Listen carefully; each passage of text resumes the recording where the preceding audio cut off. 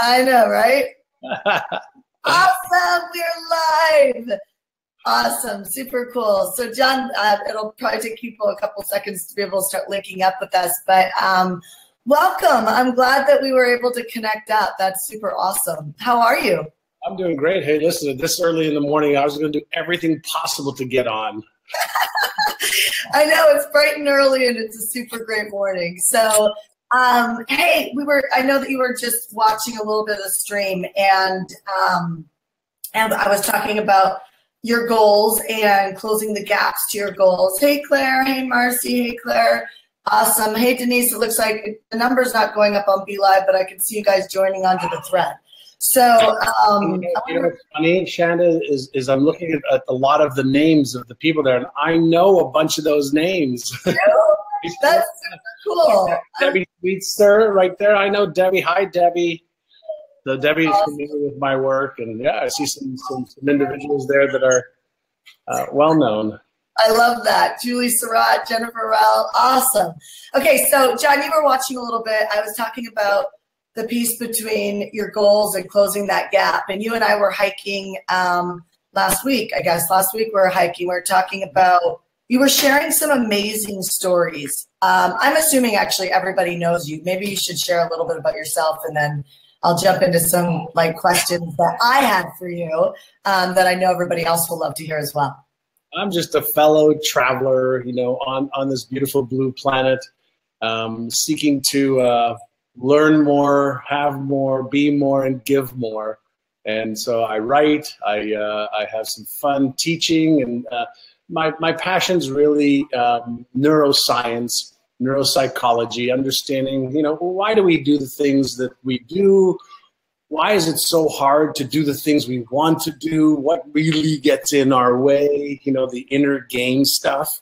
And I found, you know, the more I dive into what's happening in my own brain, what do I need to do to overcome, maybe before overcome, but really recognize my fears, whether it's my fear of failing or my fear of trying hard and disappointing my wife or children or myself or God. What about my self-esteem? Do I really deserve that amount of success? You know, am I really smart enough or good enough to achieve the level of the goals that I want to achieve? I've been asking those questions for 30 plus years, and really going to science and even scripture, believe it or not, because what you find if you go to scripture, you find almost the identical thing that science is proving now. And so there's a beautiful merging between the religious texts and the sages that tapped into the field of all intelligence, you know, and science proving some magical thing happening between your brain and your thoughts and your emotions and this universal intelligence that we're all in. Yeah, you know, I think, you know, you've been in movies, The Secret. You're I call you a serial entrepreneur. You know, it's like I don't know. Could you ever retire? Because retire full time. I've already done it twice for 3 years each time. And the first time it was wonderful for about a year and a half, and then I was bored. I was 40. And I didn't have to, but I paid my friends to come travel the world with me because all of them had jobs. I said, listen, if you take a break, I'll pay for your trip, just so I could have some company. And then the second time was after we took our company public in 1998. And I made some good amount of money, and I'd worked really hard. And I took some time off, and I was bored. It was like, I can't just trade my life for what beach am I going to go walk on, what restaurant am I going to eat, what workout am I going to do today. And so I had to, there was something in me that said, I have to trade my life for something more than that. And so I don't see myself ever retiring again. I see myself maybe, you know, doing different things. But, you know, because I do what I love, I'm like an athlete or a musician that gets to play. I just happen to have a business, and that's my playground. Yeah, I get that. Let me ask you a question. Well, I want to share the real estate story you shared with me about, do you mind sharing that about the people? First of all, I think that's such a good story and articulates the power of the science that you're talking about. And then I have some personal questions for you about work and business and visualization. Sure. So when I was 26, I bought the franchising rights for a little real estate company called Remax of Indiana. And between 1987 and 1990, I built the company to about a 50 office operation. I had under 1,000 real estate agents, and we were doing $1 billion a year in sales.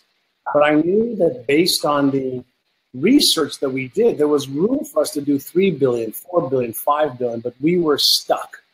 And it was actually 1990. Yeah, it was 1990, I believe.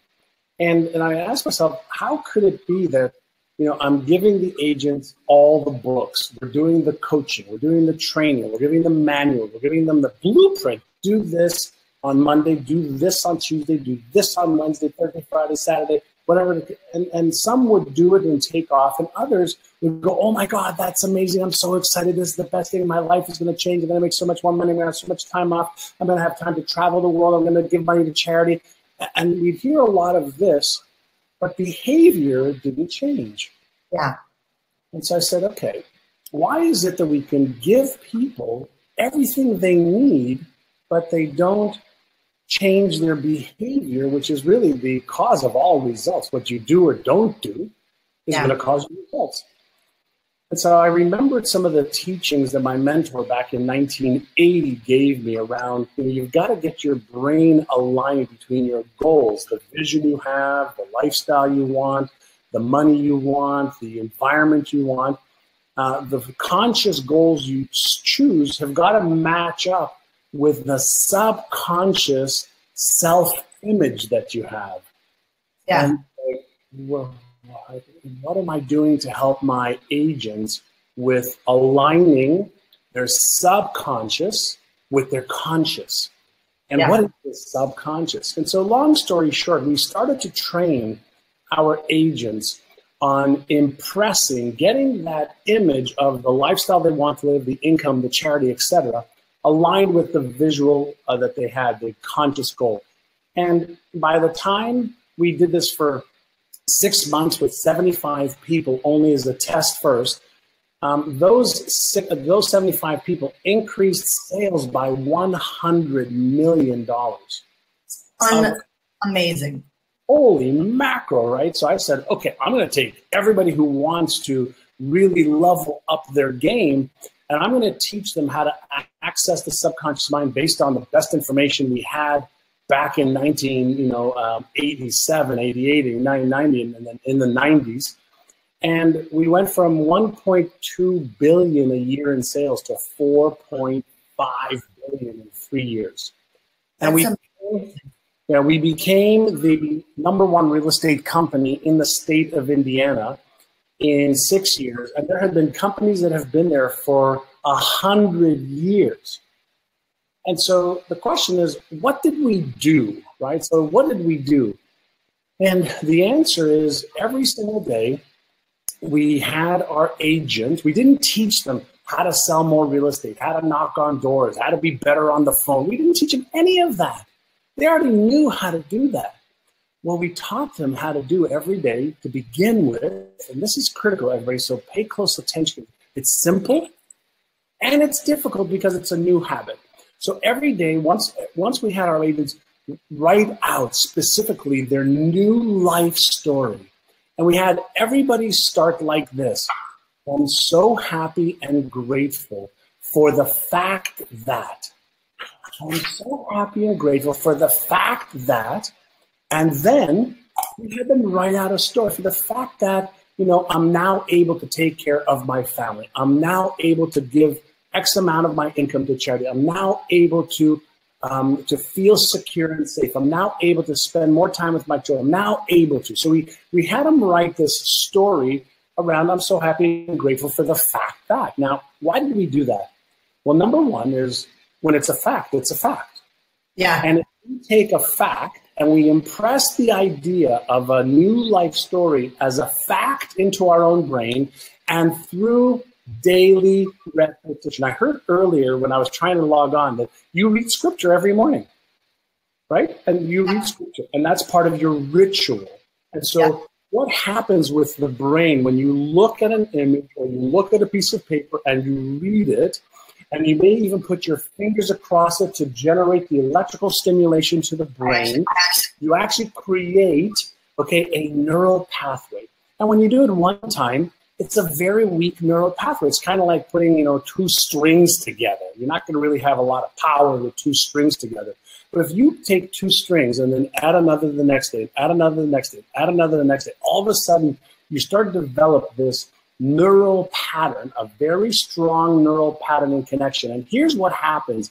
After day 10, 20, 30, 60, 90, your brain goes, hey, you're doing this every day. This must be really important to you. Let me take this conscious action that requires energy and time and attention, and let me develop a habit for you, which requires no thinking on your part. I'll just make you do it every day without thinking. So it goes from a conscious effort to a subconscious habitual pattern that then runs automatically and causes you to want to do it. It's interesting. I hope it. What's wrong? I might be accurate. I've been taught to learn how to do copy by repeat writing copy out over and over and over again, right? Like you take a piece of like a sales letter or something that a really great copywriter has written and it's very successful, and to keep writing it out and out and out and out and out. And I'm just making the connection to why that works from what you're sharing, because I've been told that. Joe Polish actually told me that. And then I've shared that with our clients. And then Bedros Kaluni actually shared that with our clients. And I can tell you, I almost bet not one of my clients have done it. Oh, of course not. The average person will sit there and go, wow, that's cool, that's great. And they don't have the self-discipline, one of the key neuro muscles you must have in order to let go of your current results and paradigms and shift to a new level. And so that's why we, whenever we're dealing with the brain and change, the key is to reduce it to the ridiculous initially, right? And so, if somebody typed this out, initially, the habit is more important than the intensity. The habit is more important than the intensity. So if you take one thing that you want to elevate, like creating a new story. See, every single day, every one of us is playing out the story, not the conscious story of desire and want and need. We're playing out the subconscious story of, am I good enough? Am I worthy? Am I smart enough? Am I afraid of being embarrassed, ashamed, ridiculed, disappointed, or judged? That story is playing out at the subconscious level. And the key is to take control. You see, if anybody really wants to know what is your real power, the real power is in choice. Mm-hmm.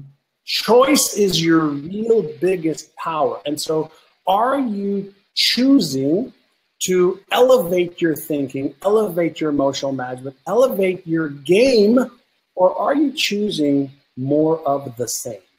Mm-hmm. See, because if you are choosing more of the same, whether you're aware of it or not, when would now be a good time to change? Yeah. I was sharing with you one of our clients, Christy Miller. She won my Porsche. Yeah. And I was saying to you, every day for 90 days, she wrote out that she's the owner of Shanda's Porsche, and 100 times a day. And she's in a spot right now. Maybe you have some coaching for her because she's actually watching right now. Congratulations. Congratulations, yes. But she said to me the other day, she said, she feels like she's had a lull, like she just kind of stopped afterwards, which often happens after a big celebration. But so she's like, now she has this next really big goal for her, which is selling 100 of her next, units of product. And she really wants to do this, right? But she's finding that she can't get herself to do the same thing she did to actually win the Porsche. right? And so what would be some coaching that you might have for her? Right. So if I recall, she is the attorney, right? She was an attorney. Now she owns a fitness company. Yeah. So can I just digress for 1 second? Because I want everybody to just understand something that's super important. If anybody, watched the movie The Secret, think about this. Everybody's watching you and I. So they're watching this physical body. But if you break the physical body down into 9 systems, into organs, tissues, bones, atoms, molecules, atoms, subatomic particles.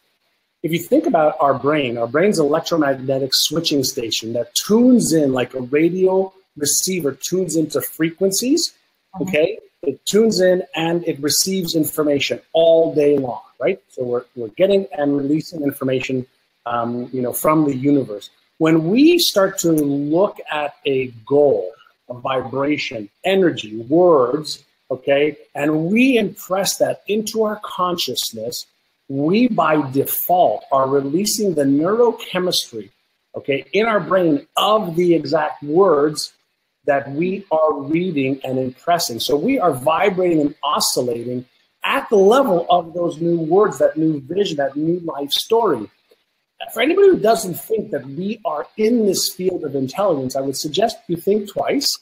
That you are vibrating and attracting and resonating with the predominant non-conscious thoughts that you have versus the conscious thoughts. We have 50,000 thoughts or so a day.